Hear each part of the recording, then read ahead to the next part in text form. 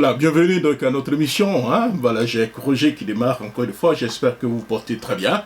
Alors, si c'est le cas, voilà, vous avez très bien fait. Ce long silence n'est pas dû au fait que nous ayons certainement abandonné les émissions.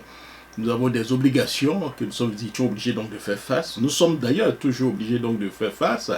Mais compte tenu donc de l'importance de l'actualité, nous sommes dit que voilà, il fallait faire quelque chose, il fallait dire quelque chose en quelques petites minutes. Et puis, je pense que les jours, les semaines à venir, nous seront beaucoup plus fréquents. C'est aussi clair. Alors, il s'agit donc de l'élection au niveau de la présidence donc, du PDCI-RDA qui fait couler beaucoup d'encre et de salive. Habituellement, une élection dans un parti politique ne concerne que le parti politique, ne concerne que les militants, ne concerne que les partisans. Même si ceux qui n'en font pas partie veulent certainement jeter un coup d'œil, critiquer, en parler, c'est tout à fait normal, c'est la démocratie. Mais quand cela s'implique de façon, j'allais dire, directe, pour imposer à un candidat, supporter un candidat ou dénigrer un autre au profit d'un autre, c'est là ça pose problème. Alors on se pose la question, qu'est-ce qui ne va pas du coup? Est-ce que la peur a changé de camp? Tiam Tiam fait-il aussi peur aujourd'hui au régime? Je ne pense pas réellement faire peur à M. Ouattara, parce qu'apparemment je pense qu'il n'a plus rien à prouver, mais plutôt à son entourage, ceux qui ont passé tout leur temps à profiter du pouvoir de M. Ouattara. Ils se sont enrichis.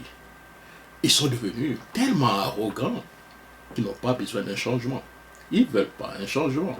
Ils savent que sans Ouattara, ils ne sont rien. Ils ne peuvent pas gagner l'élection en Côte d'Ivoire. Sinon, comment comprendre que M. Ouattara s'est trouvé dans une telle situation?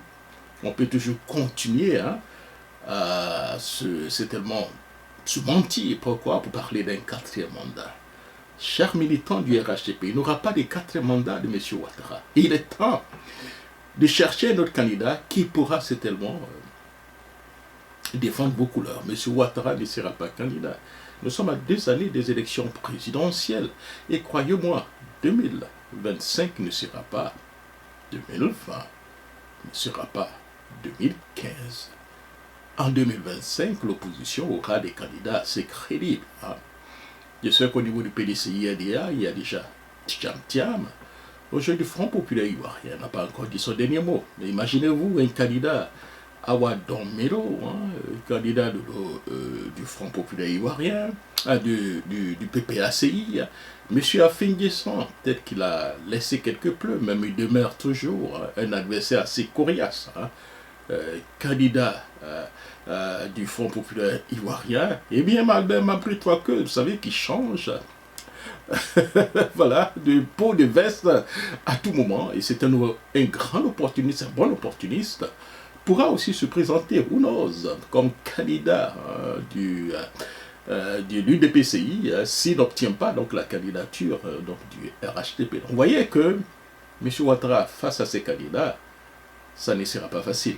Et cette fois-ci, on n'aura pas besoin d'une cour constitutionnelle ou suprême pour écarter donc, les candidats. Donc je demande à nos amis du Front populaire, du RDR, devenu RHDP, de se chercher un candidat. Et il y a plusieurs personnes, je peux en proposer. Patrick Hachi aurait été un très bon candidat, donc pas du RDR, mais du RHDP. Voilà, Patrick Hachi. Et même, on parle de Sarah Soro. Sarah Soro n'est pas très connu, mais il a un bagage. Il peut certainement défendre les couleurs du RDR, pour ne pas dire les couleurs du RHDP. Mais laissez le PDCI-RDA aller choisir son candidat, aller choisir son président, et cela se fera déjà dans quelques jours. Et après le choix de son président, qui sera certainement et sûrement le champion Tiam Tiam, nous allons avoir de matière. Nous allons avoir de quoi engager donc les débats de fond, les débats de société. Comme le disait le président Oufouette, cette fois-ci, on n'aura pas à tirer un coup de fusil. On n'aura pas à faire une rébellion, on n'aura pas certainement à parler d'ivoirité ou autres concepts qu'on a utilisés comme fonds de commerce pour entrer en politique, pour se maintenir en politique et continuer toujours à vouloir se maintenir en politique.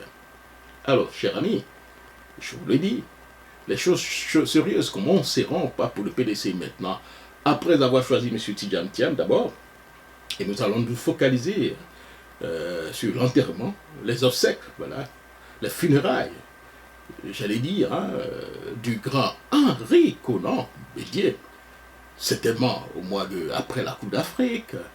D'aucuns parlent du mois de mars, d'autres parlent d'avril. Et une fois enterré le président Henri Konan Bédié, nous parlerons de choses sérieuses. Pendant ce temps, pendant 3 mois, l'équipe de Thiam, qui sera le nouveau président du PDC-INDRA, aura le temps de peaufiner une équipe, un système, une organisation et un programme pour les années à venir. Alors, donc, chers amis, du RDR devenu RHDP, les choses sérieuses commencent. Cherchez-vous un candidat. Arrêtez d'importuner M. Alassane Dramane Ouattara. Il a fini ses 2 mandats, en plus un mandat Guassou volé. Voilà. Laissez M. Ouattara se reposer. Cherchez-vous un candidat qui pourra certainement compétir avec Tidjane Thiam. Ouf, ça ne sera pas facile. On n'aura pas besoin de tirer un coup de fusil cette fois-ci. Merci beaucoup. C'était donc Jacques Roger et du Jacques Roger Show. Nous reviendrons très bientôt pour parler d'autres choses. Au revoir.